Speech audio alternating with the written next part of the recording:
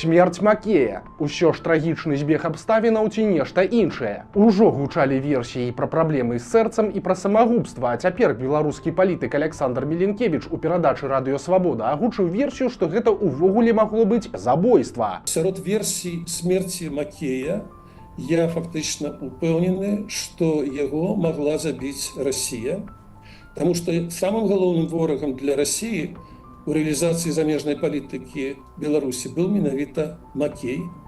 И зверните увагу, что Макей фактично не ездил на перамовы у Москву.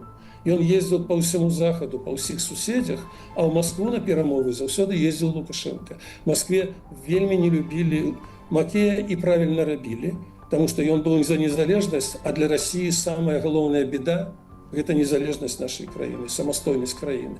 И як ён летел у гэты Ереван у транспортным самолете. Министр замежных справаў, приведите прыклады, калі такое яшчэ где было.